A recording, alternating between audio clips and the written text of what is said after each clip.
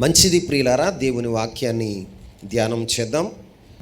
అపోస్తుల కార్యములు 9వ అధ్యాయము 31వ వచనాన్ని చదువుకుందాం. కావున యోదయ గలిలయ సమరయ దేశములందంతటా సంఘము క్షేమాభివృద్ధి నొందుచు సమాధానము కలిగి ఉండెను. మరియు చాలండి. ఈ వాక్యాన్ని గడచినటువంటి పునరుద్ధాన దినమందు కూడా ప్రభువు మనతో మాట్లాడి ఉన్నాడు. యోదయ గలిలయ సమరయ దేశములో సంఘము క్షేమాభివృద్ధి నొందుచు ఉండెను. క్షేమాభివృద్ధి నొందుచు సమాధానం కలిగి ఉండెను. ఈ రోజున దేవుని సంఘం క్షేమాభివృద్ధి నొందాలంటే ఆ సంఘములో ఉన్నవారు సమాధానం కలిగిన వారుగా ఉండాలి. ఏం కలిగిన వారుగా ఉండాలి?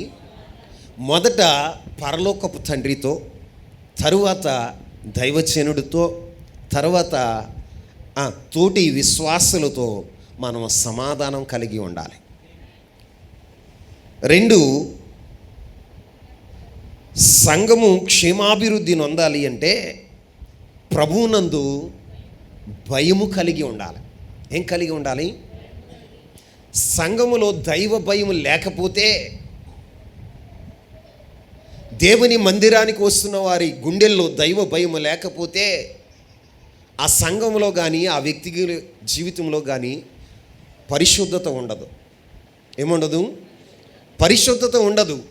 ఎవరైతే దైవ భయం కలిగి ఉంటారో వారి జీవితాలు పరిశుద్ధత కలిగి ఉంటాయి, పవిత్రత కలిగి బ్రతుకుతారని.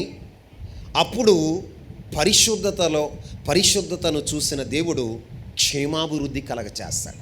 ఏం కలగచేస్తాడు? క్షేమాభివృద్ధిని కలగచేసేవాడుగా ఉంటాడు. అంతేకాదు, సంఘము ఆదరణ కలిగి ఉండాలి. ఏం కలిగి ఉండాలి? ఒకరినొకరు ఆదరించుకోవాలి.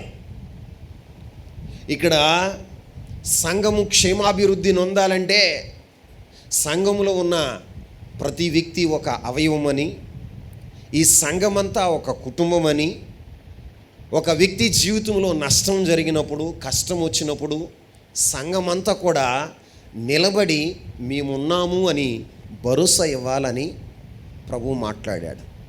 ఎందుకంటే మన తండ్రి, మన పరలోకపు తండ్రి ఒకని తల్లి ఒకరిని ఆదరించినట్లుగా ఆయన మనల్ని ఆదరించాడు.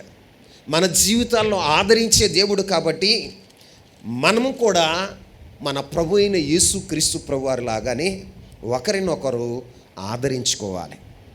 ఆదరించుకున్నప్పుడు ఆ సంఘానికి వెళ్ళినప్పుడు నాకు ఆదరణ కలుగుతుంది, నా జీవితంలో భరోసా ఉంది, నా సంఘం అంతా నా వెనక ఉంది అని ఆదరణ కలిగి ధైర్యంగా ఉండి అక్కడ సంఘము ఏమవుతుంది అంటే క్షేమాభివృద్ధి కలుగుతుంది.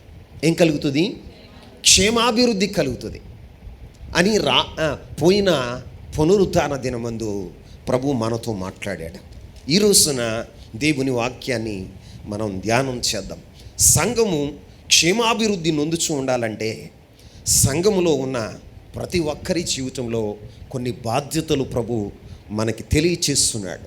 ఆ బాధ్యతల్లో మరి ఒకటి ఏంటంటే చూడండి, అపోస్తల కార్యములు 20వ అధ్యాయము 32వ వచనాన్ని చూద్దాం. అపోస్తల కార్యములు 20వ అధ్యాయం 32వ వచనం. ఇప్పుడు దేవునికిని ఆయన కృపావాక్యమునకు మిమ్ములను అప్పగించుచున్నాను. ఆయన మీకు క్షేమాభివృద్ధి కలుగచేయుటకును పరిశుద్ధపరచబడిన వారందరిలో స్వాస్థ్యమును అనుగ్రహించుటకు శక్తిమంతుడు. ఆమేన్ చెప్పండి. ఇప్పుడు ఇక్కడ ఒక దైవజనుడు చెప్తున్న మాట ఏంటయ్యి అంటే, దేవునికిని ఆయన కృపావాక్యమునకు మిమ్మును అప్పగించుచున్నాను. ఇప్పుడు దేవుని పిల్లలమైన మనం, ప్రభు సంఘానికి వచ్చిన మనం ఏం చేయాలి అంటే దేవునికిని ఆయన కృపావాక్యానికి అప్పగించుకునేవారుగా ఉండాలి. ఏం చేయాలి? అప్పగించుకోవాలి. ఎప్పుడైతే దేవునికి ఆయన కృపావాక్యానికి మనం అప్పగించుకుంటామో అప్పుడు దేవుడు ఏం చేస్తాడట? క్షేమాభివృద్ధిని కలగచేస్తాడట. ఏం కలగచేస్తాడు? క్షేమాభివృద్ధిని కలగచేసి పరిశుద్ధపరచబడిన వారిలో వారందరిలో స్వాస్థ్యమును అనుగ్రహించడానికి దేవుడు శక్తిమంతుడు. ఆమేన్ చెప్పండి. ఇప్పుడు దేవుని మందిరానికి వచ్చిన నీవు ఎవరికి అప్పగించుకోవాలి? మాట్లాడాలి. నీవు నీ స్వాధీనంలో ఉండకూడదు. నువ్వేం చేయాలి అంటే మొదట దేవునికి అప్పగించుకోవాలి, తర్వాత ఆయన కృపావాక్యానికి అప్పగించుకోవాలి. ఒక వ్యక్తి అప్పగించుకున్నప్పుడు ఆయన జీవితం ఎలా ఉంటుంది? అప్పగించుకోవటం అంటే అర్థం ఏంటి అంటే, అప్పగించుకున్నప్పుడు ఆ వ్యక్తి వ్యక్తిగతంగా ఏమీ చేయలేడు. చేస్తాడా? ఏమీ చేయలేడు. ఎవరికైతే అప్పగించుకున్నాడో, ఏ వాక్యానికైతే అప్పగించుకున్నాడో ఆ వాక్యము చెప్పినది మాత్రమే, ఆ దేవుడు చెప్పినది మాత్రమే ఆ వ్యక్తి చేసేవాడుగా ఉంటాడు. ఆమేన్. ఇప్పుడు నీ జీవితంలో సొంత నిర్ణయాలు ఉంటాయా? ఇప్పుడు నీ నిర్ణయాలు నీకున్నాయి అంటే నువ్వు అప్పగించుకున్నవాడవు కాదు. నువ్వు అప్పగించుకున్నవాడివి కాదు. సంఘము క్షేమాభివృద్ధిని పొందాలి అంటే ముందు నీ జీవితంలో దేవునికి కృపావాక్యానికి, దేనికండి? కృపావాక్యానికి అప్పగించుకోవాలి. ఎంతమంది అప్పగించుంటున్నారండి? వాక్యం వింటున్నారు కానీ ఆ వాక్యము చెప్పిన రీతిగా మీరు నడుస్తున్నారా? వాక్యం చాలా బాగుంది అని వాక్యానికి మార్కులు వేసే స్థితికి ఎదిగిపోయావు, కానీ నీ జీవితంలో వాక్యానుసారంగా నీ జీవితాన్ని మలుచుకోగలుగుతున్నావా? ప్రియులరా, అప్పగించుకున్నప్పుడు సొంత నిర్ణయం ఉండదు. ఒక మాట మీకు చెప్పనా? సంసోను ఒక రోజున తన ప్రజలకు అప్పగించుకున్నాడు, స్వజనులకే. ఎందుకంటే ఫిలిష్తీయులు వచ్చి ఇశ్రాయేలు ప్రజలను బాధ పెడుతుంటే వారందరూ వచ్చి సంసోన్ని అడిగారు, అరే బాబు, నీ వలన ఫిలిష్తీయులు మమ్ములను బాధ పెడుతున్నారు. నిన్నొక్కడిని అప్పగిస్తే వారు మమ్మల్ని ఏమీ చేయనంటున్నారు. అరే, ఏదో ఒకటి చేసి అప్పగించుకోరా అంటే ఆయన ఏం చేశాడో తెలుసా? సంసోను తాను అప్పగించుకున్నాడు. వారు ఏం చేశారో తెలుసా? క్రొత్త తాళ్లతో సంసోన్ని బంధించారు. ఏం చేశారు? సంసోన్ని బంధించి తీసుకుని వెళుతున్నారు. అప్పగించిన తర్వాత సంసోన్ ఏం చేశాడో తెలుసా? దాన్ని అప్పగించుకున్న తర్వాత వాళ్ళకి బందీ అయ్యాడు. ఏమయ్యాడు? బందీ అయ్యాడు. నువ్వు నిజంగా దేవునికి అప్పగించుకుంటే, దేవుని వాక్యానికి నువ్వు అప్పగించుకుంటే, దేవుని వాక్యం నిన్నేం చేయాలో తెలుసా? బంధించేదిగా ఉండాలి. ఎలా ఉండాలి? దేవుని ప్రేమ నిన్ను బంధించేదిగా ఉండాలి. దేవుని ప్రేమ నిన్ను బంధిస్తుందా? దేవుని ప్రేమ చేత నువ్వు బంధించబడుతున్నావా? దేవుని ప్రేమ చేత నువ్వు బంధించబడితే దేవుని వాక్యానికి కానీ దేవునికి విరోధంగా కానీ నువ్వు ఒక్క అడుగు కూడా వేయలేవు, సొంత నిర్ణయం తీసుకోలేవు. నువ్వు వేసే ప్రతి అడుగు దేవునికి అనుకూలమా, ఇది దేవుని చిత్తమేనా అని నువ్వు ఆలోచించి అడుగు వేసేవాడగా ఉంటావు. ఆమేన్. మరి ఈ రోజున తొందరపాటు అడుగులు ఎందుకు వేస్తున్నావు? తొందరపాటు నిర్ణయాలు ఎందుకు తీసుకుంటున్నావు అయ్యా అంటే, నీ జీవితంలో దేవునికి అప్పగించుకున్న అనుభవాలు లేవు. దేవుని వాక్యానికి అప్పగించుకున్న అనుభవాలు లేవు. అప్పగించుకుంటే దేవుని వాక్యము నిన్ను హెచ్చరిస్తున్నప్పుడు, నిన్ను సరిచేస్తున్నప్పుడు, నిన్ను ఉదక స్నానం చేయిస్తున్నప్పుడు నువ్వేం చేస్తావో తెలుసా? సరిచేయబడతావు. ఏం చేయబడతావు? సరిచేయబడతావు. నీలో ఉన్న లోపాలన్నీ తొలగిపోతాయి.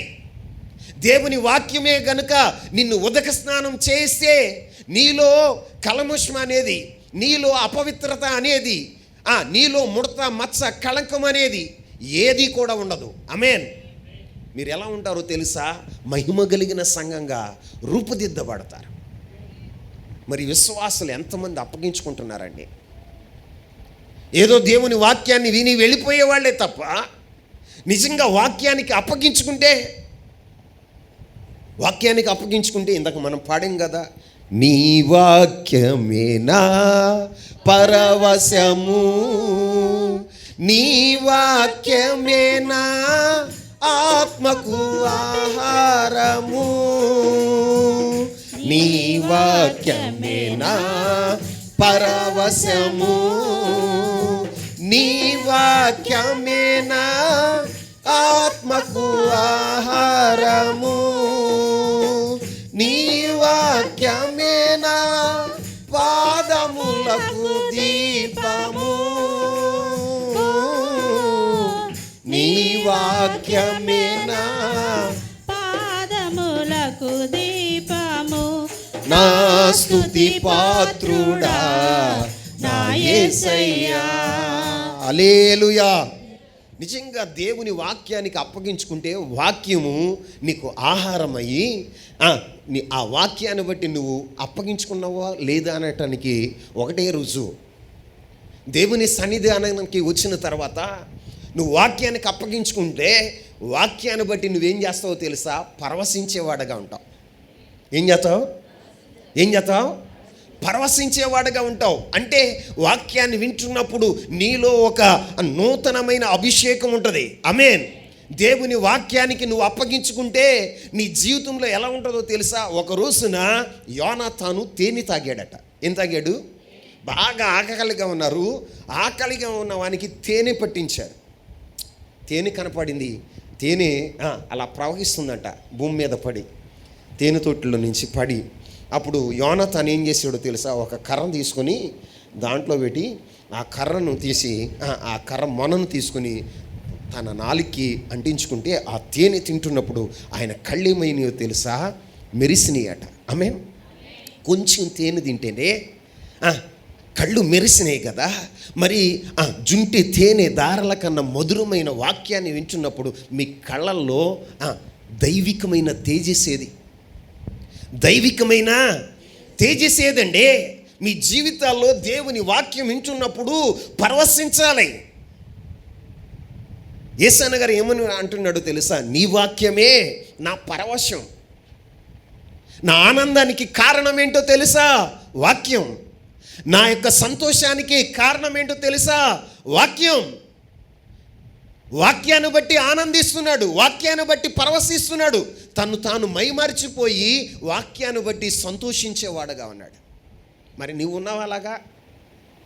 నీవున్నావా? నీ ముఖాన్ని చూస్తే నీ ముఖం ఎలా ఉంటుందో తెలుసా? నీ ముఖ లక్షణం. తొందర ముగియండి అయ్యారు, వచ్చి చాలాసేపు అయింది, మీరు ఇప్పుడే వచ్చారు, కానివ్వండి అన్నట్టుగా ఇన్ని భంగిమల్లో కూర్చుంటారు, తలకాయ వాలుకుంటారు, ఏంటింటో చేస్తూ ఉంటారు. టయాలు చూసేవాళ్ళు కొంతమంది, సెల్ ఫోన్లు చూసుకునేవాళ్ళు కొంతమంది. కారణం ఏంటి? నువ్వు నిజంగా అప్పగించుకున్నావా? దేవుని మందిరానికి వచ్చిన తర్వాత నిన్ను నువ్వు అప్పగించుకోవాలి. దేవునికి అప్పగించుకున్నప్పుడు ఆయన నిన్ను ఉదక స్నానం చేయటానికి తన వాక్కును పంపుతాడు. ఏం పంపుతాడు? వాక్కును పంపుతాడు. ఎందుకో తెలుసా?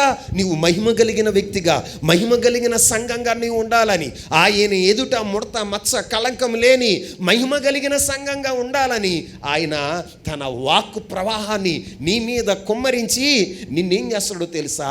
శుద్ధునిగా చేస్తాడు. ఏం చేస్తాడు? శుద్ధినిగా చేస్తాడు. ఆ వాక్యాన్ని వింటూ ఉన్నప్పుడు నువ్వేమో చేయాలో తెలుసా? పరవశించేవాడుగా ఉండాలి. ఏం చేయాలి? పరవశించేవాడుగా ఉండాలి. ఎవరైతే వాక్యాన్ని బట్టి పరవశిస్తారో వారి జీవితాలు ఎలా ఉంటాయో తెలుసా? సఫలమవుతాయి. ఏమవుతాయండి? చెప్పండి.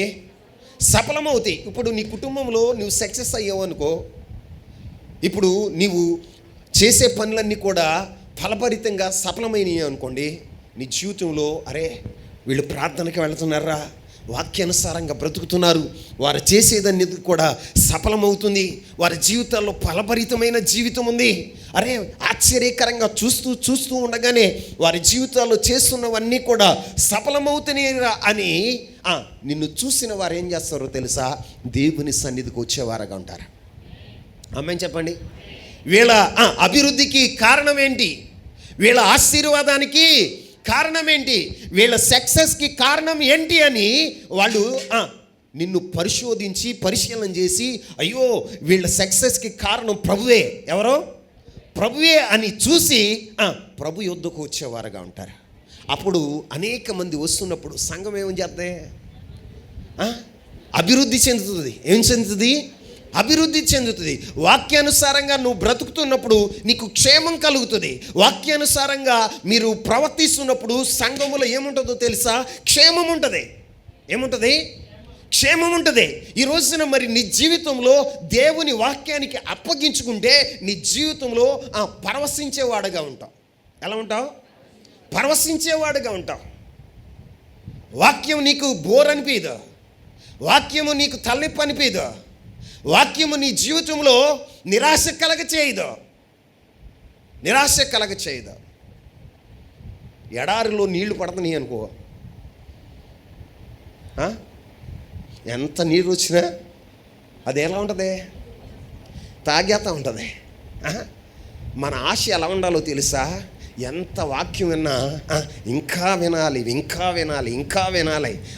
ఇంకా స్టోర్ చేసుకోవాలని ఆశ నీలో ఉండాలి. ఏముండాలి? ఆశ నీలో ఉండాలి. పరవశించాలి. వాక్యం ప్రభు మాట్లాడుతూ ఉన్నప్పుడు నీలో ఏం చేయాలో తెలుసా? పరవశం. దేవుని వాక్యాన్ని బట్టి ఆనందించే అనుభవాలు నీ జీవితంలోనికి వచ్చినప్పుడు దేవుడు ఏం చేస్తాడో తెలుసా? నిన్ను ఫలింపచేస్తాడు. ఏం చేస్తాడు? ఫలింపచేస్తాడు. నువ్వు చేసే ప్రతిదీ కూడా ఆయన సఫలం చేస్తాడండి. ఈ రోజున మీ జీవితాల్లో కార్యాలు సఫలం అవ్వకపోవడానికి కారణం ఏంటో తెలుసా? వాక్యాన్ని బట్టి పరవశించే అనుభవాలు లేవు, వాక్యాన్ని బట్టి ఆనందించే అనుభవాలు లేవు, వాక్యానుసారంగా బ్రతికే అనుభవం మనలో లేదు. కాబట్టి మన జీవితాల్లో సఫలం కాట్లా. నా దేవుని వాక్యం సత్యమైన వాక్యం. నా దేవుడు వాగ్దానం చేసిన దేవుడు నెరవేర్చడానికి సమర్థుడు. ఆయన మాట తప్పే దేవుడు కాదు. ఆయన రాసి ఉంచాడు, ఇదిగో నా వాక్యాన్ని బట్టి, ఈ ధర్మశాస్త్రమును బట్టి దివారాత్రులు సంతోషించుతూ దీన్ని ధ్యానం చేసిన వాడు ఎలా ఉంటాడో తెలుసా? ఎలా ఉంటాడు? నీటి కాలవల ఎవరన్నా నాటబడిన నిరవంజి చెట్టు వలె ఉండి అతడు చేయనదంతయు. చెప్పండి. మరి నువ్వు చేసేదంతే సఫలం కాకపోవటానికి కారణం ఏంటో తెలుసా? ఎవరిలో లోపం ఉంది? చెప్పాలి. దేవుడా, దైవజనుడా, దేవుని సన్నిధా, నీవే. ఈ రోజున వాక్యాన్ని బట్టి పరవశించాలి. ఈ వాక్యాన్ని నువ్వు వింటూ ఉన్నప్పుడు నిజంగా వాక్యానికి అప్పగించుకుంటే నువ్వు ఆధ్యాత్మిక జీవితంలో బలం పొందినవాడుగా ఉంటావు. ఏమొందుతావు? బలం పొందుతావు. నీ వాక్యమేనా, నీ వాక్యమేనా పాదములకు దీపము, నీ వాక్యమేనా పాదములకు మధ్యలో లైన్ మాన్సిపోయా. పరవశము, నీ వాక్యమేనా ఆత్మకు ఆహారము. ఏమవుతుంది? దేవుని వాక్యము ఆత్మకు ఆహారం అవుతుంది. ఏమవుతుంది? ఆహారం అయినప్పుడు, ఇప్పుడు పుష్టికరమైన ఆహారం తిన్నవాడు ఎలా ఉంటాడు? శారీరకమైన ఆహారం తిన్నవాడు శారీరకంగా ఎలా ఉంటాడో తెలుసా? బలంగా ఉంటాడు. ఎలా ఉంటాడు? దృఢంగా ఉంటాడు, బలవంతుడుగా ఉంటాడు. అలాగే ఆత్మ సంబంధమైన ఆహారాన్ని నువ్వు తింటూ ఉన్నప్పుడు, నీ ఆత్మకు దేవుని వాక్యము ఆహారమైనప్పుడు నువ్వు ఎలా ఉంటావు?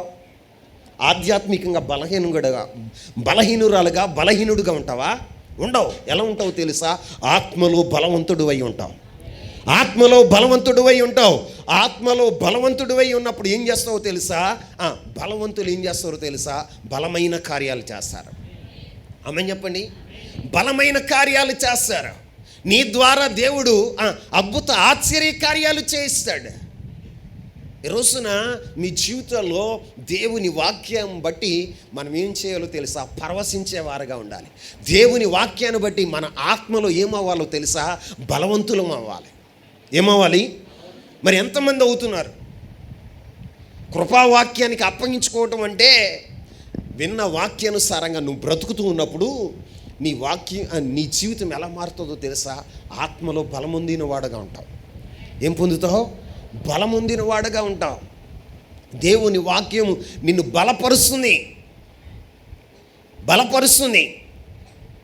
దేవుని వాక్యానికి అప్పగించుకుంటే ఆ వాక్యం నీకేం కనపరుస్తుందో తెలుసా? దీపంగా ఉండి త్రోవను కలగజేస్తుంది. త్రోవను చూపేదిగా ఉంటుంది. ఎలా ఉంటుంది? త్రోవను చూపేదిగా ఉంటుంది. నువ్వు నడవలసిన మార్గం ఏదో, నువ్వు చేరవలసిన గమ్యం ఏదో వాక్యమే నేను నడిపించేదిగా ఉంటుంది. మరి ఈ రోజున ఎంతమంది దేవుని వాక్యానికి అప్పగించుకుంటున్నారండి? ఏదో మందిరానికి వచ్చి ఏవో 4 మాటలు విని వెళ్ళిపోవటం కాదు. విన్న వాక్యం, ఈ వారం విన్న వాక్యం మన జీవితంలో అనుసరించేవారుగా ఉండాలి. ఈ వాక్యాన్ని బట్టి మనం సరి చేసుకోవాలి. ఈ వాక్యాన్ని బట్టి మనం ఆశీర్వదించబడాలి. దేవా, ఈ వాగ్దానం చేసావు, ఈ వాగ్దానాన్ని బట్టి నన్ను ఆశీర్వదించు, ఈ వాగ్దానం నా జీవితంలో నెరవేర్చు, ఆధ్యాత్మికంగా నన్ను బలపరచు, సంపూర్ణుడిగా నన్ను చేయి, ఇదిగో నూతన సియోనుకి నన్ను సిద్ధపరచు. నీ ప్రార్థన తీరు మారిపోతుంది. నీ ప్రార్థన విధానం మారిపోతుంది. ఈ రోజున దేవుని పిల్లలుగా కృపావాక్యానికి అప్పగించుకున్న వారు ఎలా ఉంటారు? పరవశించేవారుగా ఉంటారు, బలవంతులుగా ఉంటారు. వారు దేవుని వాక్యానికి అప్పగించుకుంటే త్రోవ చూపుతుందట. ఏం చూపుతుంది? దేవుని వాక్యం చెబుతుంది త్రోవ. ఈ దేవుని వాక్యం నిన్ను సరళమైన మార్గంలో నడిపిస్తుంది. ఈ దేవుని వాక్యం జీవ మార్గంలో నిన్ను నడిపిస్తుంది. ఈ వాక్యము నిన్ను ఎక్కడ నడిపిస్తుందో తెలుసా? సత్యమైన మార్గంలో నడిపిస్తుంది. సత్యమైన మార్గంలో నడిపిస్తుంది. అప్పగించుకోవాలి. ఏం చేయాలి? అప్పగించుకోవాలి. విన్న వాక్యాన్ని అప్పగించుకోవాలి. ఒక వ్యక్తిలో మార్పు ఎప్పుడు వస్తుందో తెలుసా? వాక్యానికి అప్పగించుకున్నప్పుడు. ఎప్పుడు? ఒకప్పుడు నేను త్రాగుబోతుని, వ్యభిచారిని, జోదగాడిని, లోక సంబంధమైనటువంటి వ్యసనాలన్నీ కలిగిన వాడను. ఒకరోజు నేను ప్రార్థనకి వెళ్ళినప్పుడు నేను మారు మనసు పొందటానికి కారణం ఏంటో తెలుసా? వాక్యానికి అప్పగించుకున్నా. ఆమేన్ చెప్పండి. దేనికి అప్పగించుకున్నా? వాక్యానికి అప్పగించుకున్నా. ఒకరోజు నేను దేవుని మందిరానికి వెళ్ళినప్పుడు వాక్యం మాట్లాడుతూ ఉన్నారు, దైవజనులు మాట్లాడుతూ ఉంటే ఆ 31st నైట్ అంతా నేను తాగేసి ఏలూరులో సినిమాలు చూస్తూ చిందులేస్తూ ఇష్టం వచ్చినట్టుగా ఆ రాత్రంతా పేకాటాడి తెల్లవారుజామున సినిమాకి బెనిఫిట్ షోకి 400 రూపాయలు టికెట్ పెట్టుకుని బెనిఫిట్ షోకి వెళ్ళా. ఇంటికాడ అందరూ అనుకుంటున్నారు నేను ప్రార్థనకి వెళ్ళాను అనుకున్నారు. ఎక్కడికి?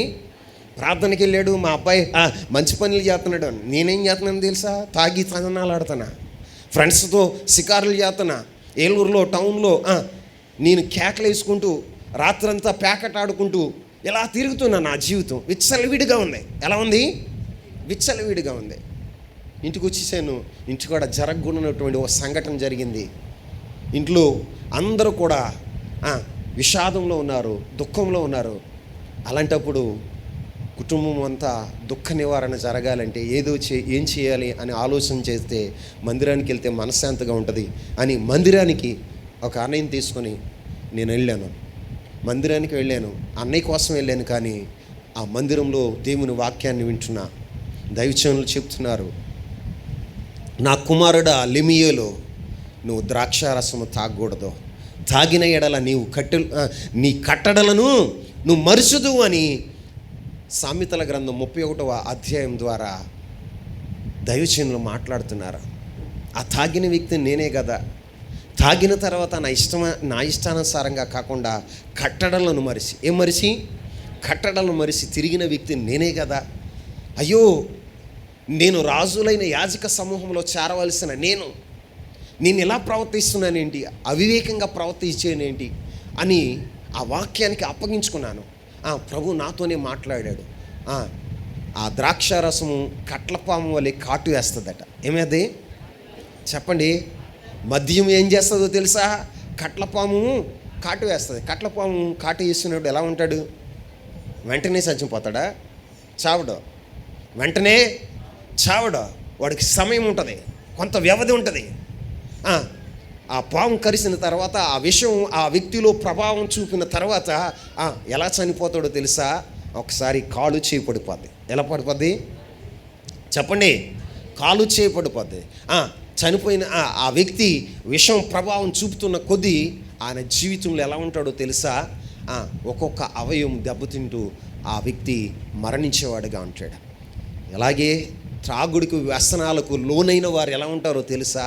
మొదటిగా కట్టడలు మరుస్తారు, వారి విధులు మరుస్తారు. తర్వాత వారి ప్రవర్తనలో వింతైన ప్రవర్తన అవుతుంది. ఏ ప్రవర్తన? వింతైన ప్రవర్తన, మొండితనం. ఇక దేవుని పని చేసే అవయవాలు, దేవుని కొరకు పాటుపడినటువంటి అవయవాలు దేవుని కొరకు పనిచేయవు. పరిశుద్ధంగా ఉన్నవి పరిశుద్ధంగా ఉండవు. కట్టడలు మరిచేవు కదా. ఏం మరిచావు? నువ్వు తాగితే కట్టడలు మర్చిపోతావు, దేవుని ఆజ్ఞలను మర్చిపోతావు, ఇష్టానుసారంగా ప్రవర్తిస్తావు, ఆధ్యాత్మికంగా చచ్చిపోతావు. ఏమైపోతావు చెప్పండి? ఆధ్యాత్మికంగా చచ్చిపోయి ఏమవుతుందో తెలుసా? నీ కుటుంబ వ్యవస్థ దెబ్బతినేదిగా ఉంటుంది. ఏమవుతుంది? నీ జీవితం దెబ్బతినేదిగా ఉంటుంది. అలా దైవజనులు మాట్లాడుతున్నప్పుడు అయ్యో, ఆ తాగిన వ్యక్తి నేనే అని ఆ రోజు వాక్యానికి అప్పగించుకున్నా. ప్రభువా నన్ను క్షమించు, ఇక ఎప్పుడు కూడా ఈ మద్యం జోలికి వెళ్ళను అని ఆ రోజు దేవుని వాక్యానికి అప్పగించుకున్నా. ఆమేన్. ఆ రోజు నా దేవుని వాక్యానికి అప్పగించుకున్న తర్వాత మరొకరు లేచి వాక్యం చెప్తున్నారు. అన్నీ తెలిసిన మాటలే. ఒక ద్రాక్ష తోట ఉంది. ఆ తోటలో ఒక అంజూరపు చెట్టు ఉంది. ఏముంది? ఒక అంజూరపు చెట్టు ఉంది. ఇప్పుడు నుంచి విన్నాం, చిన్నప్పటి నుంచి ఉంటాం. సండే స్కూల్లో కూడా చెప్పుంటారు. ఆ మాటలు ఎన్నోసార్లు విన్నాం. కానీ ఆ రోజున దేవుని వాక్యానికి నేను అప్పగించుకొని ఏం చెప్తున్నారు అసలు వాక్యం విందాము అని వాక్యాన్ని వింటున్నప్పుడు ఆ ద్రాక్ష తోట లోకానికి సాదృశ్యంగా ఉంది. దేనికి? లోకానికి సాదృశ్యంగా ఉంది. ఆ అంజూరపు చెట్టు నీకు సాదృశ్యంగా ఉంది. దేవుడు ఈ లోకం అనేటువంటి ద్రాక్ష తోటలో నిన్నొక అంజూరపు చెట్టుగా నాటాడు. ఎందుకు నాటాడో తెలుసా? నీ నుండి ఆయన ఫలాలు ఆశించి ఆ ఫలాల ద్వారా ఆయన సంతృప్తి పొందాలని ఒక ఫలాలు ఇస్తావని దేవుడు నిన్ను నాటాడు. ఇదిగో, నాటిన దేవుడు ఏం చేశాడో తెలుసా? నిన్ను సంరక్షించాడు. నాటిన దేవుడు ఏం చేశాడో తెలుసా? నీకు కావలసిన పోషణ ఇచ్చాడు. నాటిన దేవుడు ఏం చేశాడో తెలుసా? నీకు కావలసిన వనరులని సమకూర్చాడు. ఎరువు వేసాడు, నీళ్లు పోసాడు, బాగా ఎదిగావు. ఎదిగిన తర్వాత కొమ్మలేసావు. కానీ నిన్ను ఫలాలు ఎతకటానికి వచ్చినప్పుడు ఒక్క ఫలం కూడా లేదట. ఏం లేదు. ఆ అంజూరపు చెట్టుని 3 సంవత్సరాలు మాత్రమే ఆ తోటలో ఉంచాడు. 3 సంవత్సరాలకి ఫలాలు ఎతికాడు. ఇప్పుడు నీకు ఎంత తమ్ముడా నీ వయసు? అనిల్ ఎంత నీ వయసు? గట్టిగా చెప్పుకోద్దుగా. 33 సంవత్సరాల మట్టి ఆయన నిన్ను ఎతుకుతున్నాడు.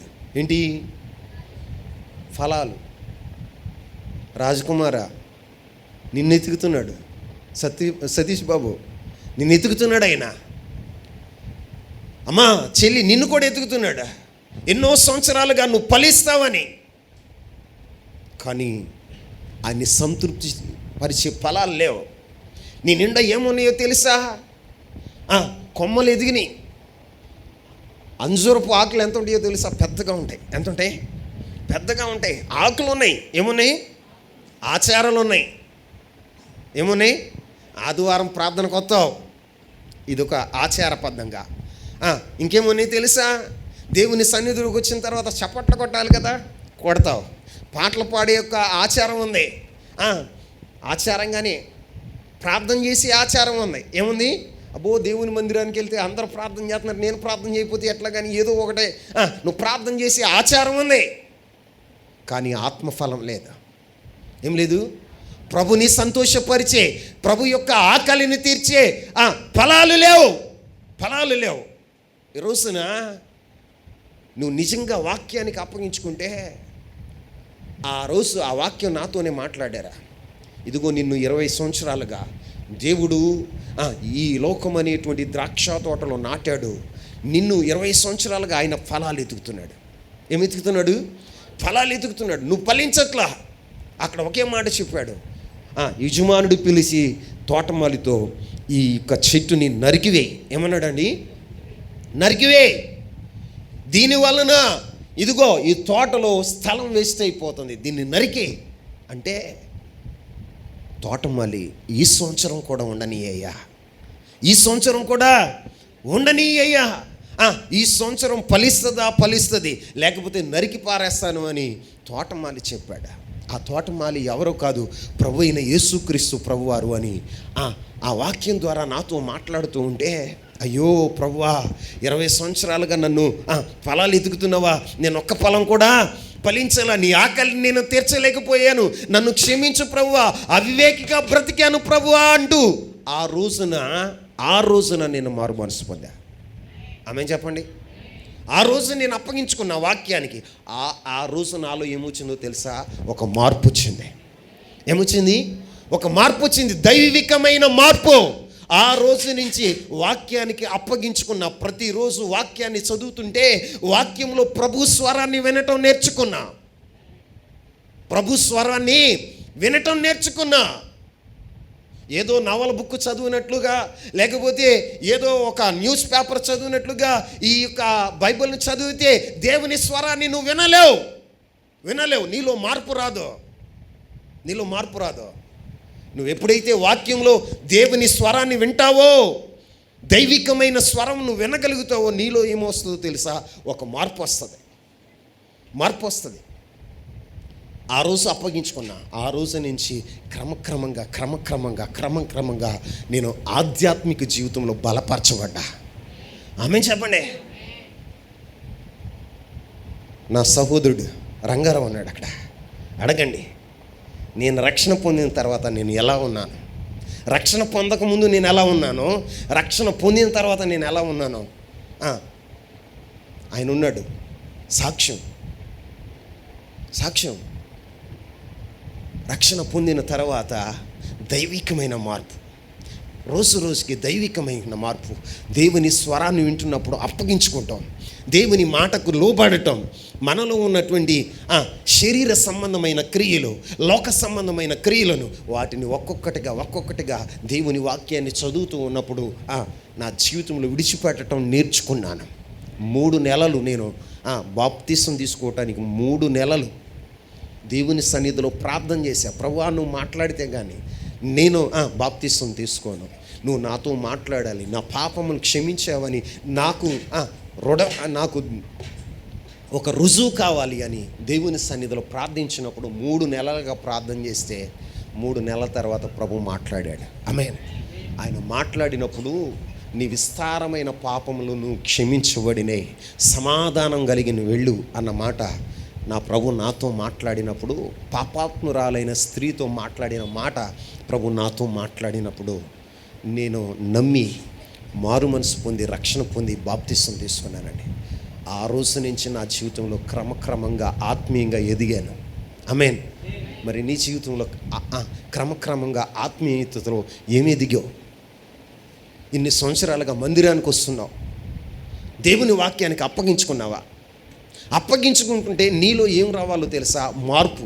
ఏంటండి, ఒకప్పుడు మినిస్ట్రీలో నన్ను చూసిన వారు డాక్టర్ నవీన్ గారు, అయ్యా ఒకప్పుడు మిమ్మల్ని చూసినప్పుడు ఎంత కోపం ఉండేదో, ఎంత కోపంగా కనపడేవాళ్ళు, ఇప్పుడు మాత్రం ఆ కోపం కనపట్లేదు, ఎవరన్నా ఏమన్నా పోనేళ్ళండి అంటున్నారు, ఒక దైవికమైన మార్పు వచ్చిందయ్యా అంటున్నారు. మనల్ని చూసేవారిలో ఏం కనపడాలో తెలుసా? దైవికమైన మార్పు. ఏం మార్పు చెప్పండి? మన జీవితంలో ఉంది అది. ఉంటే నిన్ను బట్టి అనేక మంది దేవుని సన్నిధికి రావాలి. ఆమేన్ చెప్పండి. ఒకప్పుడు మేము ఆర్సీఎంకి వెళ్ళేవాళ్ళం. నేను రక్షణ పొందిన తర్వాత మా చెల్లెళ్ళు నాతో పాటుగా మందిరానికి రావటం ప్రారంభం చేశారు. ఇది తప్పు, మనం వెళుతున్నది కరెక్ట్ కాదు, మనం చేస్తున్న భక్తి కరెక్ట్ కాదు, ఉన్నతమైనటువంటి భక్తి మనం చేయాలి అని వాళ్ళతో చెప్పినప్పుడు వాళ్ళు యవ్వన కాలంలో అప్పగించుకుని, దేవుని వాక్యానికి అప్పగించుకుని, రక్షణ పొంది బాప్తీసం తీసుకుని ఆ గ్రామంలో ఒక వేరుగా బ్రతికారు అందరూ. మా చెల్లి 7th స్కూల్ ఫస్ట్ వచ్చింది. చదివించే స్తోమత లేక మా నాన్న చదివించాల, పనికి వెళ్ళేది. అందరూ పనికి వెళితే, అందరూ సినిమాకి వెళితే ఆమె ఒక్కతే వర్షం వచ్చినాక కూడా ట్రాక్టర్లో కూర్చుని ఉండేది. వాళ్ళ సినిమాకి వెళ్ళి వచ్చేదాకా. ఎక్కడికి? గోపనపాలెం. వాళ్ళు ఎక్కడికో పనికి వెళ్ళేవాళ్ళు, దూర ప్రాంతం పనికి వెళ్ళి వచ్చితే అందరూ సినిమాకి వెళ్తూ ఉంటే అందరూ వెళ్ళేవాళ్ళు. మాత్రం ట్రక్లో కూర్చుని ఉండేది. సినిమా అయిపోయేంత వరకు ట్రక్లో కూర్చుని వర్షం వచ్చినా వణుక్కుంటా దాంట్లోనే కూర్చుని ఉండేది. అంత దైవికమైన మార్పు వచ్చింది. ఎంత మార్పు? దైవికమైన మార్పు. మా చెల్లి వాళ్ళు ఇద్దరు మారారు. మా అమ్మ చిన్నప్పటి నుంచి ప్రార్థన చేస్తుంది. మా వాళ్ళని ఆర్సీఎంకి వచ్చింది. ఇప్పుడు మేమే మానేయమన్నాం. కొంతకాలం మొదట ఒప్పుకోలే, తర్వాత మానేసింది. మా అమ్మ రక్షణ పొందింది, బాప్తిసం తీసుకుంది. మా నాన్న త్రాగుబోతు, వ్యభిచారి, జోదగాడు, లేని వ్యసనం అంటూ లేదు. మా జీవితాల్లో నేను రక్షణ పొందిన తర్వాత, బాప్తిసం తీసుకున్న తర్వాత నా ప్రవర్తన ఏంటో మా నాన్న చూశాడు. మా చెల్లెళ్ళు ఎలా ప్రవర్తిస్తున్నారో చూశారు. మా అమ్మ ఎలా ప్రవర్తిస్తుందో మా నాన్న చూశాడు. మేము చెప్పకుండానే ఒక రోజున వెళ్ళి అయ్యగారి దగ్గరికి వెళ్ళి బాప్తిసం తీసుకుని ఇంటికి వచ్చాడు. ఆమేన్ చెప్పండి. ఒక పచ్చి తాగుబోతండి, పచ్చి వ్యభిచారి. మా నాన్న మారాడండి. కుటుంబం అంతా మారిందా లేదా? మా కుటుంబంలో ఏం జరిగిందో తెలుసా? ఒక సంఘం ఏమైందంటే క్షేమాభివృద్ధి నొందింది. ఏమైంది? క్షేమాభివృద్ధి. ఇప్పుడు నువ్వు వచ్చేవంటే నీ పిల్లలు మారాలిగా, నీ ప్రవర్తన బట్టి మారాలిగా. నువ్వు వాక్యానికి అప్పగించుకుంటే, వాక్యానుసారమైన బ్రతుకు నువ్వు బ్రతుకుతూ ఉంటే నీ జీవితం ఏమవుతుందో తెలుసా? ఒకళ్ళకి మార్గదర్శిగా ఉంటుంది. ఆమేన్. సంఘంలో క్షేమాభివృద్ధి. నువ్వేం చెప్పవసరంలా, ఎవరికి చెప్పవసరంలా. వాక్యానుసారంగా నువ్వు బ్రతుకుతే, వాక్యము నీ జీవితంలో కనపడతా ఉంటే జీవితం మారిపోతుంది. ఏమవుతుంది? మనుషులు మారుతారు. సంఘము క్షేమాభివృద్ధి నొందాలి అంటే సంఘంలో ఉన్న వారందరూ వాక్యానికి అప్పగించుకోవాలి. ఏం చేయాలి? వాక్యానికి అప్పగించుకున్నప్పుడు మనలో పరివర్తన వస్తుంది. ఏమవుతుంది? ఏదో మందిరానికి వచ్చాను, కాలక్షేపం చేశాను, వెళ్ళిపోయాను. అమ్మ బాధపడలేకో, భార్య బాధపడలేకో, భర్త బాధపడలేకో, లేకపోతే నీ తోడుకోళ్ళు వెళ్తుందను, నీ అత్తగారు వెళ్తుందను, ఇంటి పక్కన వాళ్ళు వెళ్తున్నారను ప్రార్థనకి రమ్మకు. నువ్వు వాక్యానికి అప్పగించుకో. దేవుని వాక్యానికి అప్పగించుకుంటే నీ జీవితంలో ఒక పరివర్తన అవుతుంది. ఆమేన్ చెప్పండి. పరివర్తన అవుతుంది. నేను ఎలాంటి వాడినో తెలుసా? కొడతాను అనేలాగా కొట్టి చూపించేవాడిని. ఆ మాట అంటే కొడతాను అంటే కొట్టి చూపించేవాడిని. ఎలా కొట్టాలరా అని అంత ర్యాష్గా ఉండేవాడిని. ఇప్పుడు కొడతానికి వచ్చిన అప్పగించుకుని ఏం చేయాలి చెప్పండి? బూతులు ఆడుతుంటే పర్లేదు బ్రదర్, దేవుడు నిన్ను దీవించును కాక, ఏమంటున్నావు? నువ్వుతో చక్కగా దేవుడు నిన్ను. ఇది ఎందుకు వచ్చింది మార్పు? అప్పగించుకుంటే. ఏంటి? అప్పగించుకుంటే వస్తుంది. దేవుని వాక్యానికి నువ్వు అప్పగించుకుంటే నీ జీవితంలో మార్పు వస్తుంది. ఈ రోజున నువ్వెందుకు అప్పగించుకుంటున్నా? నువ్వు అప్పగించుకుంటే నీ గ్రామం ఎందుకు మారదు? నీ కుటుంబం ఎందుకు మారదు? నీ అన్నదమ్ములు ఎందుకు మారరు? నీలో అప్పగించుకునే అనుభవం లేదు. ఏ అనుభవం లేదు చెప్పండి? అప్పగించుకునే అనుభవం లేదు. అప్పగించుకున్న రోజున ఏం జరుగుతుందో తెలుసా? నీలో పరివర్తన. ఏమవుతుంది? పరివర్తన. క్రీస్తు స్వారూప్యం నీలోనికి వస్తుంది. అప్పుడు సంఘం ఏమవుతుందో తెలుసా? క్షేమాభివృద్ధి నొందుతుంది. ఏం నొందుతుంది? క్షేమాభివృద్ధి నొందుతుంది. క్షేమాభివృద్ధి నొందుతుంది. అప్పుడు దేవుడు ఏం చేస్తాడో తెలుసా? పరిశుద్ధుల కొరకు స్వాస్థ్యాన్ని అనుగ్రహించుటకు శక్తిమంతుడు. ఆమేన్. నీవు దేవుని వాక్యానికి అప్పగించుకుని పరిశుద్ధులైన రాజులైన యాజక సమూహంలో నువ్వు చేరితే నీ కొరకు ఆయన ఒక స్వాస్థ్యాన్ని సిద్ధపరిచి ఉంచాడు. దాన్ని ఇవ్వటానికి ఆయన శక్తిమంతుడు. ఆమేన్ చెప్పండి. ఈ రోజున నీ జీవితంలో నువ్వు అప్పగించుకున్న రోజున నీ జీవితంలో దేవుడు ఏం చేస్తాడో తెలుసా? దేవుడు నీ కోసం పలానా చెల్లి ఈరోజు వాక్యానికి అప్పగించుకుంది, ఇదిగో ఆ చెల్లి కొరకు నేను ఒక స్వాస్థ్యాన్ని సిద్ధపరిచా. ఆమేన్. సిద్ధపరిచా అని దాన్ని సిద్ధపరిచి నీకు అప్పగించేవాడుగా ఉంటాడు. అందుకే దేవుని వాక్యానికి మనం అప్పగించుకోవాలి. ఆయనకు దేవునికి కృపావాక్యానికి అప్పగించిన వాడుగా ఉన్నాడు దైవ సేవకుడు. ఇప్పుడు నేను కూడా చెప్పే మాట ఏంటంటే, నా మీద దృష్టి మీరు ఉంచటం కాదు. నేను కొంతకాలమే ఉంటాయి ఈ లోకంలో, కానీ దేవుడు సదాకాలం ఉంటాడు. ఆయన శాశ్వతుడైన దేవుడు. ఆయన వాక్యం శాశ్వతం. ఏది శాశ్వతం? ఆయన వాక్యం శాశ్వతం.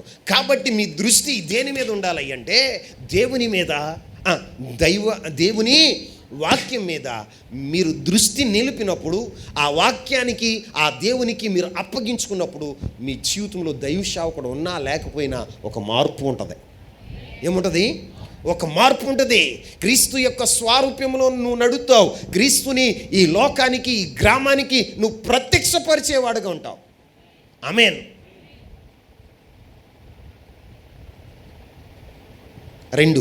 ఇంకొక మాట చెప్తా.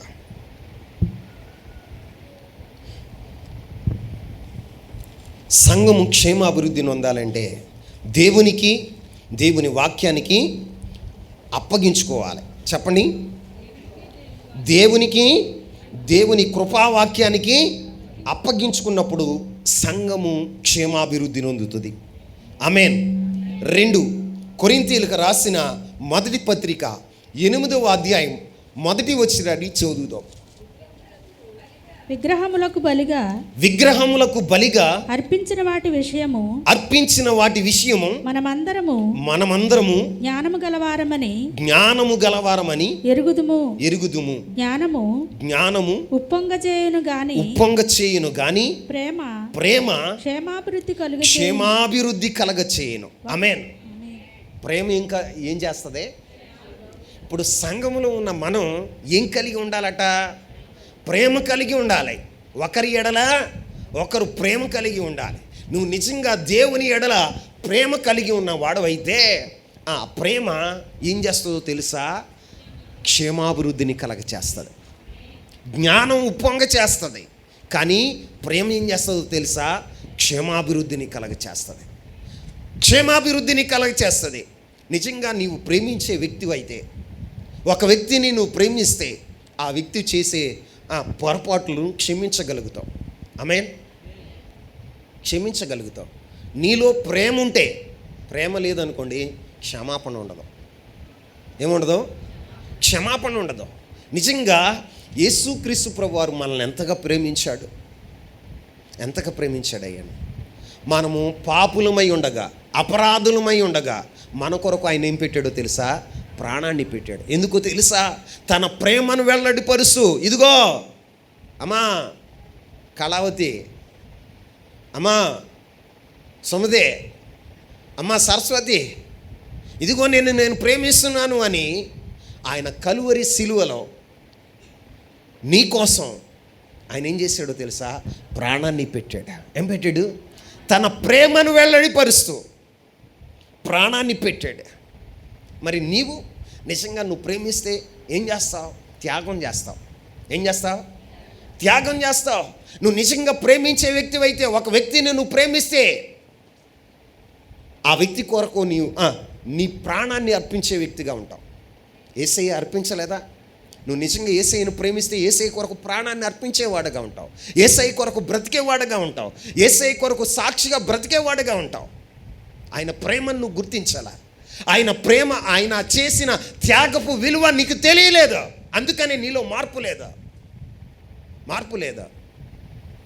మారామంటూ ఏం చేస్తారంట? పాడండి.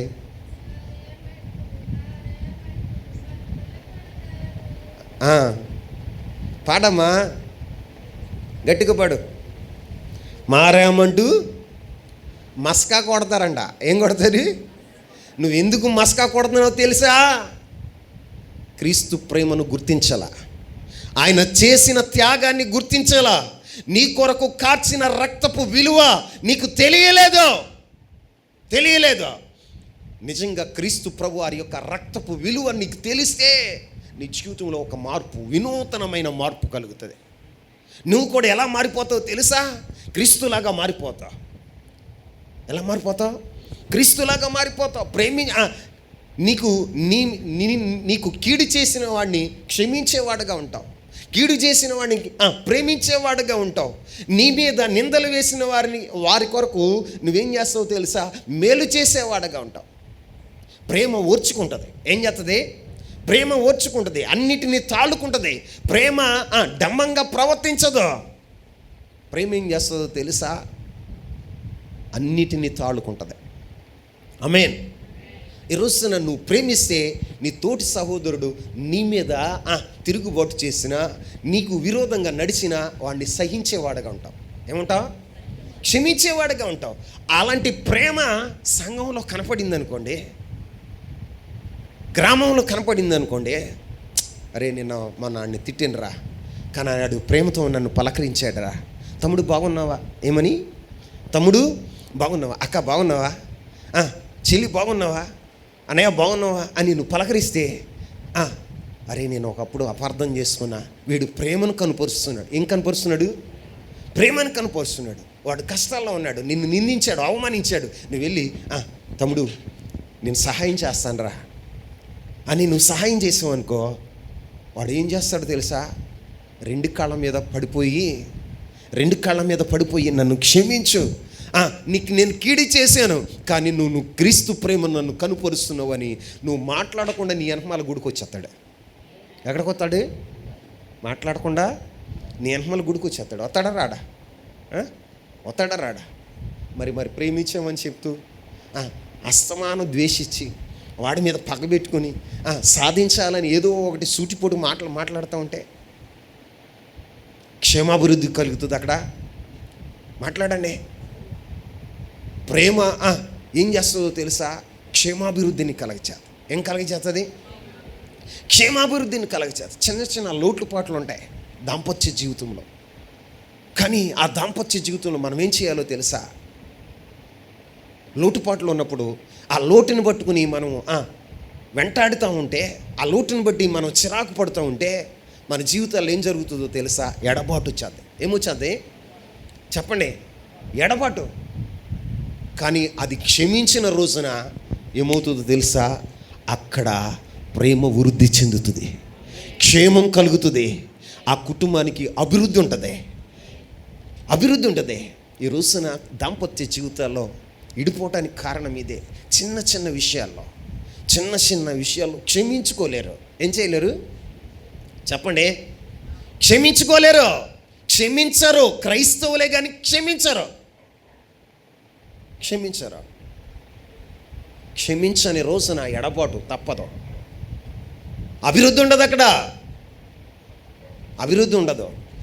ఒక సంఘం అభివృద్ధి చెందాలంటే ఆ సంఘంలో ఉన్నవాళ్ళు ప్రేమ కలిగి ఉండాలి. ఏం కలిగి ఉండాలి? మీరు ఇంటికి వెళ్ళినాక చదవండి. కొరింథీయులకు రాసిన మొదటి పత్రిక 13వ అధ్యాయం అంతా ప్రేమను గురించి రాయబడి ఉంటుంది. దీని గురించి రాయబడి ఉంటుంది, ప్రేమను గురించి రాయబడి ఉంటుంది. నువ్వెలా ప్రవర్తిస్తావు, ప్రేమించేవాడు నువ్వెలా ఉంటావో ఆ అధ్యాయం అంతా రాయబడి ఉంది. నువ్వు ఇంటికి వెళ్ళి నాకు చదువు. చెల్లమ్మ మీకు హోంవర్క్ ఇదే, రేపు అడుగుతాను వచ్చే ఆదివారం. నిజమే అడుగుతా, దాంట్లో కొన్ని ప్రశ్నలు అడుగుతా. ఎవరు బైబిల్ చదివేవారో తెలుస్తుంది. విజయక్క అర్థమవుతుందా? నిన్ను కూడా అడుగుతా, క్వశ్చన్లు అడుగుతా. నిజంగా ప్రేమించే మనసు మనకుంటే, నీ భర్తని ప్రార్థనకి రా అని నువ్వు చెప్పవసరంలా, నీ భార్యను రమ్మని చెప్పవసరంలా, నీ అన్నదమ్ములు రమ్మని చెప్పవసరంలా. పవిత్రమైన నీ ప్రవర్తనను చూసి నీ వెంట వాళ్ళు వస్తారట, రాబడతావట. ఏం చేత రాబట్టగలుగుతాం. కుటుంబాల్లో ఏముండాలి అంటే ప్రేమ కలిగి ఉండాలి. భార్య భర్తల మధ్యన ప్రేమ కలిగి ఉండాలి. తల్లిదండ్రుల మధ్యన ప్రేమ ఉండాలి. బిడ్డల మధ్యన తల్లిదండ్రుల మధ్యన ఏముండాలి అంటే ప్రేమ ఉండాలి. ఏముండాలి? ప్రేమ ఉండాలి. ఈ రోజున పెళ్ళి అవ్వగానే తల్లిదండ్రులతో మాట్లాడట్లా. ఈ రోజున పెళ్లి చేసుకున్న వాళ్ళు, అరే నువ్వేం నేర్చుకున్నావురా? వాక్యం ఏం నేర్చుకుంటున్నావు? అసలు ఏం నేర్చుకుంటున్నావు? నవమాసాలు పెంచి 25 సంవత్సరాలు వచ్చేదాకా నిన్ను పోషించి నీకు కావాల్సిన బట్టలు వస్త్రాలు నీ ముడ్డు కడిగి అన్నీ చేసింది ఎందుకు? నువ్వు ప్రేమిస్తావా అని, నువ్వు మాట్లాడతావా అని. ఇప్పుడు పెళ్ళం వచ్చిందిగా, తోడొచ్చిందిగా, ఇక చాలా ఏం చేయాలో తెలుసా? ప్రేమను పంచాలి. వాక్యాన్ని తెలుసుకున్నవాడు, వాక్యం తెలుసుకున్న దాన్ని ఏం చేయాలో తెలుసా? వాళ్ళు ఒక మాట అన్నారనుకో, సహించాలి.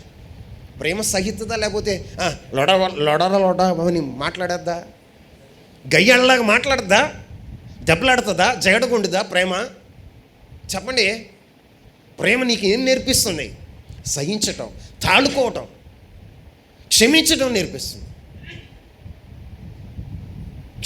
నేర్పిస్తుంది. అది నీ కుటుంబంలో ఉన్నప్పుడు నీ కుటుంబం ఎలా ఉంటుందో తెలుసా? క్షేమంగా ఉంటుంది, అభివృద్ధి చెందుతుంది. భార్య భర్తల మధ్యన, పిల్లలు తల్లిదండ్రుల మధ్యన ప్రేమ ఉండాలి. బైబిల్లో రాయబడిన మాట ఏంటో తెలుసా? ఎక్కడైతే ఐక్యత ఉంటుందో అక్కడ ఆశీర్వాదమును శాశ్వత జీవం ఉంటుంది. నీలో ఐక్యత లేనప్పుడు ఆశీర్వాదం ఉండదు, శాశ్వత జీవం ఉండదండి, ఉండదు. నీవు ఐక్యత ఎప్పుడు వస్తుంది? ప్రేమ కలిగి ఉన్నప్పుడు. ఏం కలిగి ఉన్నప్పుడు? ప్రేమ కలిగి ఉన్నప్పుడు. నువ్వు ప్రేమిస్తూ నీ తల్లిదండ్రులను, నీ కుటుంబాన్ని, నీ అన్నదమ్ములను, నీ రక్త సంబంధికులను ప్రేమించాలి. క్షమించాలి. ప్రేమ అంటే క్షమించటం, ప్రేమ అంటే సహించటం. ప్రేమ అంటే ఏం చేస్తుందో తెలుసా? తప్పు చేసిన వారిని క్షమించేటువంటి మనస్తత్వం. రోజున దేవుని పిల్లలుగా మనం ప్రేమిస్తున్నామా? ప్రేమ కనపడుతుందా? నువ్వు గ్రామంలో ఉంటున్నప్పుడు, మందిరంలో ఉన్నప్పుడు కాదు ప్రేమగా, ఇక్కడ ఉన్నప్పుడు ప్రైజ్ ది లార్డ్ ఏంటంటే ప్రైజ్ ది లార్డ్. అక్కడికి వెళ్తే సంభాషణ వేరే. నలుగురితో కలిస్తే నీ లాంగ్వేజ్ మారిపోతుంది. మారకూడదు. నువ్వు ఇక్కడ ఏం మాటలు మాట్లాడుతున్నావో అదే మాటలు. అక్క అన్నప్పుడు అక్కే అనాలి, తమ్ముడు అన్నప్పుడు తమ్ముడే అనాలి. వాళ్ళతో మాట్లాడినా నీ ప్రేమను కనుపరచాలి, క్రీస్తు ప్రేమను కనుపరచాలి. యోధ ఇస్కరియోతు యేసయ్యను అప్పగించాడు 30 వెండి నాణాలకి అప్పగించినప్పుడు రాను వారిని ఎంట పెట్టుకుని వస్తుంటే ముద్దు పెట్టుకుని అప్పగించగలని యేసయ్య దగ్గరకు వస్తే యేసయ్య ఆఖరి క్షణంలో కూడా ఏమన్నాడు తెలుసా? సహోదరుడా, నువ్వు వచ్చిన పని త్వరగా కానేమో. ఏమన్నాడు? అరే నమ్మకద్రోహి, అరే నిన్ను ప్రేమించి ఈ డబ్బు సంచి నీకు ఇచ్చాను కదరా, నీకు తృప్తి లేదేరా, నమ్మక ద్రోహి అన్నాడా యేసయ్య? అన్నాడా? ఏమన్నాడు? సహోదరుడా, నువ్వు వచ్చిన పని త్వరగా కానీ. ఆఖరి క్షణంలో కూడా తన ప్రేమను కనుపరిచాడు. తన ప్రేమను ముద్దు పెట్టుకున్నాడు, అప్పగించాడు. ఆయన మాటలు ఆయన మదిలో మారుమ్రోగుతూ ఉన్నాయి. సహోదరుడా, నువ్వు వచ్చిన పని అంటే యేసయ్యకి నేను ఏం చేస్తున్నానో తెలుసు. సమస్తమును ఎరిగిన వాడిని, సమస్తం ఎరిగిన వాడును. నేను ఆయనతో చేరిన 3.5 సంవత్సరాలు నా ప్రవర్తన ఎరిగిన వాడు ఇంతవరకు నన్ను సహించాడు, ప్రేమించాడు. ఆయన ప్రేమ ఎంత గొప్పది, నేనెంత దౌర్భాగ్యపు పని చేశాను అని ఆ 30 వెండి నాణ్యాలు మందిరంలో పడవేసి వెళ్ళి ఉరేసుకొని చచ్చిపోయాడండి. ఉరేసుకొని చచ్చిపోయాడు. కారణం ఏంటో తెలుసా? ప్రేమను అప్పుడు కనుక్కున్నాడు. అక్కర్లా వాళ్ళ దగ్గరికి వెళ్ళాడు. నా డబ్బులు వద్దు బాబు, ఇది పరిశుద్ధుని యొక్క రక్తాన్ని సిందించడానికి అప్పగించుకున్న ఈ డబ్బులు నాకు వద్దంటే మాకు కూడా వాళ్ళు వద్దన్నారు. ఏమన్నారు? మాకు కూడా వద్దన్నారు. వెళ్ళి ఏం చేశాడు తెలుసా? డబ్బు కోసం అమ్మేసినటువంటి యోధ ఇస్కరియోతు ఆ డబ్బులను మందిరంలో పడవేసి వెళ్ళి ఊరేసుకున్నాడు. ఎందుకో తెలుసా? క్రీస్తు ప్రేమ ఆఖరి క్షణంలో మాట్లాడిన మాట, సహోదరుడా. ఏమన్నాడు? ఆ ఒక్క మాట ఆయన హృదయాన్ని విరిచేసిందండి. మరి నీ జీవితంలో అప్పగిస్తాడని తెలుసు, నువ్వు మోసగాడు అని తెలుసు, కానీ నువ్వేం చేయాలో తెలుసా? క్రీస్తు ప్రేమను కనుపరచాలి. ఏం కనుపరచాలి చెప్పండి? నిజంగా ప్రేమ ఉంటే అక్కడ ఏమవుతుందో తెలుసా? సంఘం క్షేమాభివృద్ధి నొందుతుంది. ఏమనుంటుంది? సంఘం క్షేమాభివృద్ధి నొందుతుంది. ప్రేమ లేని చోట ఒకళ్ళ మీద ఒకడు నిప్పు పెట్టుకునే కాడ, ఎక్కడ ఒకడంటే ఒకడు అసూయ, ఒకడంటే ఒకడికి ద్వేషం, ఒకడు పాట పడితే ఈడు వార్చలేడు, ఒకడు పరిశీలి చేతి ఈడు వార్చలేడు, ఒకడు ఏదన్నా కానీ దైవజనుడికి కొంచెం క్లోజ్గా ఉన్నాడంటే ఈడు కడుపు ఉప్పిపోద్ది. ఏముప్పిపోద్ది? ఆడిని చెడగొట్టాలి, ఈడి చెడిపోవాలి, మొత్తానికి చెడిపోతారు. అక్కడ క్షేమాభివృద్ధిని అందదా, సంఘం క్షేమాభివృద్ధిని అందదా. అందరూ కలిసి ఐక్యంగా, సంతోషంగా, సమాధానంగా ఎక్కడైతే ఉంటారో అక్కడ సంఘం క్షేమాభివృద్ధిని అందుతుంది, ఆ కుటుంబం క్షేమాభివృద్ధిని అందుతుంది, ఆ వ్యక్తి క్షేమాభివృద్ధిని అందుతాడు. ఒకటి, దేవునికి కృపావాక్యానికి అప్పగించుకుంటే క్షేమాభివృద్ధిని ఉంటుంది. రెండు, ప్రేమ కలిగి ఉంటే. ఏం కలిగి ఉంటే? సంఘంలో ఉన్నవారందరూ ప్రేమ కలిగి ఉండాలి. ప్రేమ కలిగి ఉన్నవాడు క్షమిస్తాడు, ఓర్చుకుంటాడా? ఓర్చుకోడా? రాజుగారిని వచ్చి గబ్బుకుని ఏదన్నా అడిగారు, అందరూ నన్నేనా అంటే, ఇప్పుడు నేను ఇక్కడ లేను అన్నప్పుడు నువ్వు ఎలా ఉండాలి? దేవుని ప్రతినిధిగా ఉండాలి. ఎలా ఉండాలి? దేవుని ప్రతినిధిగా ఉండాలి. నేను ఎలా మాట్లాడతా? ఎవరితో నా సీరియస్గా మాట్లాడతానా? నువ్వు నన్ను అనుసరిస్తున్నావా? నువ్వు ఏం నేర్చుకోవాలి? నీ యొక్క మాట తీరు వేరే, కటువుగా ఉంటుంది. కానీ ఇప్పుడేం నేర్చుకోవాలో తెలుసు? సంఘంలో ప్రేమగా మాట్లాడటం. అమ్మా చెప్పు, అమ్మా చెల్లి చెప్పరా, తమ్ముడు చెప్పమ్మా అన్నావు అనుకో, అరే అన్నయ్య ప్రేమిస్తున్నాడు, అన్నయ్య వింటాడురా అనే ఒక అభిప్రాయం నిన్ను గురించి ఒక గుడ్ ఇంప్రెషన్ వచ్చిందనుకోండి, అన్నయ్య ఎంతగా మారాడు, నేను ఎందుకు మారకూడదు? పరివర్తన వస్తుంది. ఏమవుతుంది? పరివర్తన వస్తుంది, క్షేమాభివృద్ధిని పొందుతుంది అక్కడ సంఘం. నువ్వు వచ్చిన వాళ్ళతో సిరాక్ బొరగ్గా మాట్లాడేవనుకో, ఒరే అయ్యగారు లేకపోతే ఇక రాజుగారే పెత్తనం చేస్తాడరా, రాజుగారు మన మాట వినరా, ఆ మాట ఉండకూడదు. నువ్వు క్రీస్తు ఉండాలి ఇక్కడ. ఎక్కడ? క్రీస్తు ప్రభువారిలాగా నువ్వు మారిపోవాలి. అందరూ మరి తల్లిదండ్రులు, నలుగురు పిల్లలు ఉన్నారనుకో, నలుగురు వ్యక్తిత్వం ఒకేలా ఉంటుందా చెప్పు? మీ నాన్న, నువ్వు ఉన్నావు, మీ అక్క ఉంది, మీ అన్నయ్య ఉన్నాడు, మీ నలుగురు యొక్క వ్యక్తిత్వం ఒకటేనా? ఒక్కొక్కరితో ఒక్కొక్కలా ఉంటుంది. ఇక్కడ 120 మంది ఉన్నప్పుడు 120 మనస్తత్వాలు ఉంటాయి. వాళ్ళందరినీ ఏకతాటిగా ఒకే తాటి మీద నడిపించాలి అంటే సహించే మనసు ఉండాలి. ఏ మనసు? ప్రేమ చూపే మనసు ఉండాలి. ఆ మనసు మనలోకి ఎప్పుడైతే వస్తుందో సంఘం ఏమవుతుందో తెలుసా? చెప్పండి, క్షేమాభివృద్ధి. నీ కుటుంబం అలా ఉందనుకోండి, నీ కుటుంబం క్షేమాభివృద్ధిని ఉంటుంది. నువ్వు ఎప్పుడైతే నువ్వు ప్రేమ కలిగి ఉంటావో నీ కుటుంబం ఎలా మారిపోతుందో తెలుసా? క్షేమాభివృద్ధిని ఉంటుంది. ఆమేన్. సత్తుబాబు వింటున్నావా? నువ్వు ప్రార్థనకి రానప్పుడు ఏంటి చెప్పు, ఒక్క నిమిషం చెప్పమ్మా, ఏం కనపడాలి మీ అమ్మకి? అమ్మా చెప్పమ్మా, నేను రాను అని ఒక నిమిషంలో ఫోన్ పెట్టేయటం కాదు, వినాలి, మొత్తం సహించాలి, చెయ్యాలి. అరే నా కొడుకులో ఒక మార్పు వచ్చింది, నా కొడుకులో నేను క్రీస్తును చూడగలుగుతున్నాను. సంతోషం అవుతుంది. నువ్వేం పెట్టవసరంలా, నీ మాట ప్రేమ మాధుర్యంగా నువ్వు మాట్లాడితే అది నెక్స్ట్ ఉన్నది. చదవండి.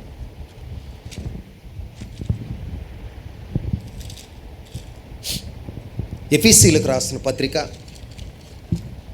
4వ అధ్యాయం 29వ వచనం. వినువారికి మేలు కలుగునట్లు అవసరమును బట్టి క్షేమాభివృద్ధికరమైన అనుకూల వచనమే పలుకుడు గాని దుర్భాష ఏదైనను మీ నోట రానియకుడి. ఆమేన్. గట్టిగా చెప్పండి అందరూ. ఏం చేయకూడదట? దుర్భాష ఏదైనా వినువారికి మేలు కలుగునట్లు మేలు కలుగునట్లు. ఏం కలుగునట్లు? వినువారికి మేలు కలుగునట్లు అవసరమును బట్టి క్షేమాభివృద్ధిని కలగచేసే అనుకూల వచనమునే పలుకుడు గాని దుర్భాష ఏదైనా మీ నోట రాకూడదు. ఆమేన్. సంఘము క్షేమాభివృద్ధి నొందాలంటే మనం వింటున్న వారికి మేలుకరమైన మాట మన నోట ఉండాలి. ఆమేన్. వినేవారికి మేలు కలగ చేయాలి, క్షేమాభివృద్ధిని కలగ చేయాలి. ఏం కలగ చేయాలి? క్షేమాభివృద్ధిని కలగ చేయాలంటే నీ మాట ఎలా ఉండాలి? వినేవారికి అనుకూలంగా ఉండాలి. అవునా? అవునా? నువ్వు మాట్లాడుతున్నప్పుడు నీ మాటలు అనుకూలంగా లేవు అనుకోండి, దుర్భాష మాట్లాడుతున్నావు అనుకోండి, సంఘానికి వచ్చిన తర్వాత దుర్భాష మాట్లాడే లక్షణం ఉందనుకోండి, ఎవరైనా మరి ఏమంటారు? రా ఈడు ఈ సంఘానికి వెళ్తున్నాడు, ఏం మార్పు వచ్చిందిరా, ఏం నేర్చుకున్నాడు రా. అరే నువ్వు మాట్లాడే మాట తీరును బట్టి ఏం చెప్తున్నారో తెలుసా? నువ్వు మారేవా మారలేదా, నువ్వు మారేవా మారలేదా. నువ్వు మాట్లాడేటప్పుడు ఎలా ఉండాలో తెలుసా? వినువారికి మేలు కలగాలి. ఆమేన్ చెప్పండి. వినువారికి మేలు కలుగునట్లుగా అనుకూలమైన వచనాన్ని నువ్వు పలకాలి. అప్పుడు క్షేమాభివృద్ధిని ఉంటుంది. ఈ రోజున నీ జీవితంలో నీ మాటలు ఎలా ఉండాలో తెలుసా? ఇతరులకు మేలు చేసేవిగా ఉండాలి. నువ్వు మాట్లాడే మాట ఇతరులకు ఆశీర్వాదకరంగా ఉండాలి. నువ్వు మాట్లాడే మాట ఇతరులకు శుభకరంగా ఉండాలి. ఎలా ఉండాలి? శుభకరంగా ఉండాలి. మన మాట రెక్లెస్గా, కొంతమంది నోరు తెరితే పాపం అండి, బూతులే ఇంటి దగ్గర ఇక్కడ బాగానే ఉంటారు, నోరు తెరవరుగా అన్నీ చక్కగా ఆమేన్ హల్లెలూయా చాలా బాగుంటాయి, మధురంగా ఉంటాయి. ఇంటికి వెళ్తే పిల్లల్ని ఏం మాట్లాడతారో, భర్తని ఏం మాట్లాడతారో, కోడల్ని ఏం మాట్లాడతారో, అత్తనేం మాట్లాడతారో, భార్యని ఏం మాట్లాడతారో. అనుకూల వచనం. ఏ వచనం? అనుకూల వచనం నీ నోట ఉన్నప్పుడు మేలుకరమైన మాట, ఇతరులతో నువ్వు మాట్లాడుతున్నప్పుడు మేలుకరమైన మాట నువ్వు మాట్లాడుతున్నప్పుడు, అరే ఈ తమ్ముడు ఈ బ్రదర్ మాట్లాడే మాట మేలుకరమైందిరా, ఈ బ్రదర్ చెప్పే మాట సత్యమైందిరా అని వారు నమ్మినప్పుడు వాళ్ళు అక్కడ ఏం జరుగుతుందో తెలుసా? క్షేమము అభివృద్ధి చెందుతుంది. ఏం చెందుతుంది? మన నోటి మాట మారనప్పుడు ఎలా ఉంటుందో తెలుసా? క్షేమాభివృద్ధి ఉండదు. ఈ రోజున దండం పెట్టి ఒక సేవకుడిగా మిమ్మల్ని ప్రాధేయపడి అడిగే మాట ఏంటో తెలుసా? మీ నోట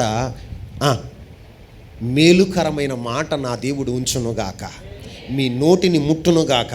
యెషయా పెదవులను కాల్చిన దేవుడు మీ పెదవులను కూడా కాల్చునుగాక, అభిషేకించునుగాక. అనుకూలమైన వచనాలు మీ నోట ఉంచునుగాక. దేవుడు క్షేమాభివృద్ధిని కలగ చేయాలంటే ఒకటి, మన జీవితంలో దేవునికి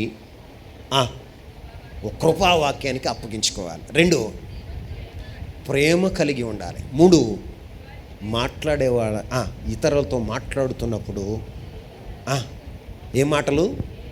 మేలు కలిగే మాటలు మనం మాట్లాడినప్పుడు అక్కడ క్షేమాభివృద్ధిని పొందుతుంది. ఏం పొందుతుంది? క్షేమాభివృద్ధిని పొందుతుంది. ఈ రోజు నుంచి నీ మాట తీరు మారునుగాక. అందుకే క్రైస్తవుడు అని నువ్వు వెంటనే తెలియాలి అంటే నువ్వు మాట్లాడే ఒక వ్యక్తితో మాట్లాడుతున్నప్పుడు నీ భాషను బట్టి చెప్పొచ్చు. ఏం చెప్పొచ్చు? ఒక రోజున మా నాన్న ఆటో యాక్సిడెంట్ అయింది. ఏమైంది? ఆటో యాక్సిడెంట్ అయింది. పీక దిగిపోయింది. ఇక్కడ పీక దిగిపోయింది. ఫోన్ వచ్చింది. అడావుడిగా వెళ్ళాను. డాక్టర్ గారి దగ్గరికి వెళ్ళాను. డాక్టర్ గారి దగ్గరికి వెళ్ళి, సార్ నమస్తే అండి, నేను మా నాన్నగారండి, సార్ పరిస్థితి ఏంటి సార్, ఏంటి సార్ ట్రీట్మెంట్ ఏం చేయాలి, ఏం చేయమంటారు అని మాట్లాడుతుంటే, మీరేం చేస్తారు అన్నాడు. ఏం చేస్తారు? ఎందుకంటే టెన్షన్ పట్ల, ఏం పట్ల? టెన్షన్ పట్ల తొందరగా ఏం మాట్లాడట్లా. నేను మాట్లాడుతూ ఉంటే, అయ్యా మీరేం చేస్తారు? నేను పాస్టర్ గారిని. మాట్లాడేవాడు మనతో మాట్లాడుతున్నప్పుడు మనం ఎవరో గ్రహించాలి. ఆమేన్. అంటే నీ మాటలో మాధుర్యం ఉండాలి, నీ మాటలో నెమ్మది ఉండాలి. నువ్వు మాట్లాడుతున్నప్పుడు ప్రేమ కలిగిన మాటలు, అనుకూలమైన వచనాలు నువ్వు పలుకుతూ ఉన్నప్పుడు నిన్ను చూసిన వారు ఇతడు క్రైస్తవుడురా, క్రీస్తుని వెంబడించేవాడు. అందుకే నోరు అదుపులో ఉంచుకుంటాడు. ఈ నోరు అదుపుతో ఉంచుకోకపోతే ఈ నాలిక పాప ప్రపంచనం అంట. ఏ ప్రపంచనం? పాప ప్రపంచనం. ఈ నాలిక చిన్నదే కానీ, అగ్గుపుల్ల చిన్నదే కానీ అడవినంతా తగలబెట్టినట్లుగా ఈ నాలిక నీ జీవితాన్ని తగలబెడుతుంది, నీ గ్రామాన్ని తగలబెడుతుంది, దేశానికి మొత్తానికి నీ పెట్టగలదు. అందుకే నా దేవుడు ఏమంటాడని తెలుసా? మాట్లాడే వాళ్ళకి, ఎదుటి వారికి అనుకూలమైన మాట. ఏ మాట?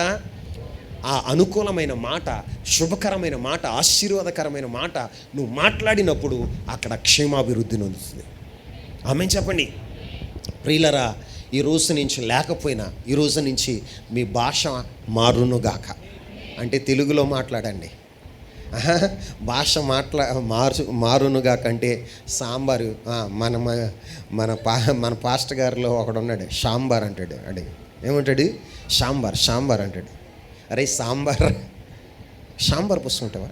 సాంబార్ అలా కాదు, మామూలుగానే అనుకూలమైన, నెమ్మదిగా, ప్రశాంతంగా మాట్లాడటం మీరు నేర్చుకుందరు కాక. అలా ఉంటే మీ కుటుంబంలో ఎక్కడి నుంచైనా ఏదైనా సంఘటన జరిగింది, వెంటనే తొందరపడి మాట్లాడమాకండి. ఇంట్లో కూడా భర్తతో మాట్లాడేటప్పుడు, భార్యతో మాట్లాడేటప్పుడు తొందరపడి మాట్లాడకండి. మాట్లాడితే అక్కడ క్షేమం ఉండదు. తొందరపాటు వల్ల నష్టాలు జరుగుతాయి. ఏం జరుగుతాయి? నష్టాలు జరుగుతాయి. కాబట్టి ఆగి ఆలోచించి మాట్లాడుతున్న ప్రతి మాట అనుకూలమా, ఇది దేవుని చిత్తమా అని ఆలోచించి నువ్వు మాట్లాడినప్పుడు నీ కుటుంబం క్షేమాభివృద్ధి నొందుతుంది. నీ దాంపత్య జీవితంలో క్షేమం ఉంటుంది, నీ సంఘంలో క్షేమం ఉంటుంది, నీ గ్రామంలో కూడా క్షేమం ఉంటుంది. ఆమేన్. అరే పలానా తమ్ముడు వచ్చాడు, ఆడు మాట్లాడితే కరెక్ట్, యథార్థంగా మాట్లాడతాడు. ఎలా మాట్లాడతాడు? యథార్థంగాని. ఆ ఊరంతా సపోర్ట్ చేసి నీకు అప్పగించాలి. ఆమేన్. అలా ఉండాలి నీ మాట. సత్యం మాట్లాడాలి, యథార్థత మాట్లాడాలి. మనవాడైనా పగవాడైనా సత్యమే మాట్లాడాలి. ఏం మాట్లాడాలి? సత్యమే మాట్లాడి. అప్పుడు సంఘం క్షేమాభివృద్ధి నొందుతుంది. అట్టి కృప పరిశుద్ధాత్ముడు మనందరికీ దయచేయను గాక.